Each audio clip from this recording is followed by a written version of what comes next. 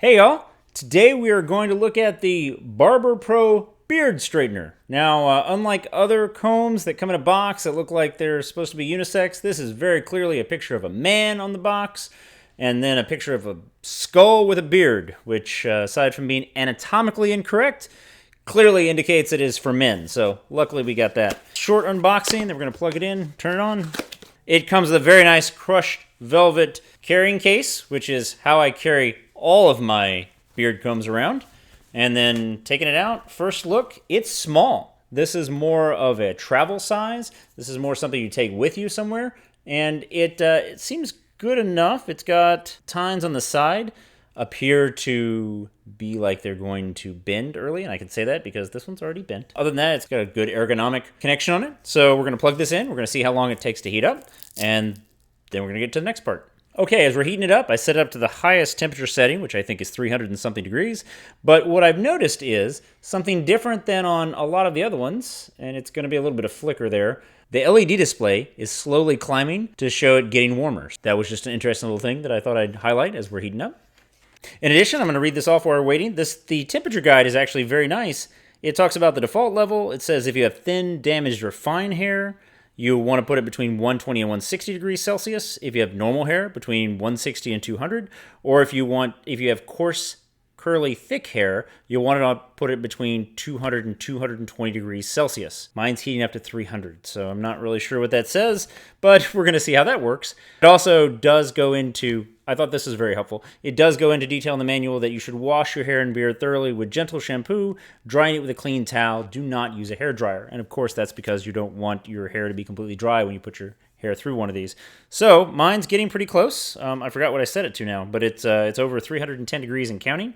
So I think we're almost there. Okay, we get it almost 3 minutes now, and we are now up to 430 degrees. Maybe not. That's Fahrenheit, even though the manual clearly says Celsius. So what we've done is I've washed my beard. I did towel dry it. It is a little damp, but not very much at all. So as you can see, there are definitely some flyaways. There are definitely some parts sticking out. So we're just going to give it a shot. And the first thing I'm going to turn it down a little bit. 430 seems a little bit high. So let's pull down about what did the manual say? 360. That's pretty good. Let's try this. All right. I wanted to show that sizzle. The sizzle comes in, and you can hear it. It feels warm. It feels warm really close to my face. I know you're going to say, well, that's what heating brushes do. But because these are shorter and my beard is longer, this is not working out ideally. I can get along the sides just fine. And I don't know how effective it is on the mustache, but it definitely will work on the mustache. But what I'm finding is all along here is fine.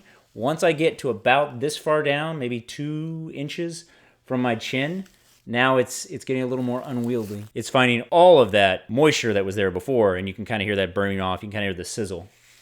But it's working. I would not recommend it for people with a longer beard. I think people with a longer beard are going to have a little more problems like I'm having of just getting that hot part really close to your beard and getting that hot part deep in your beard.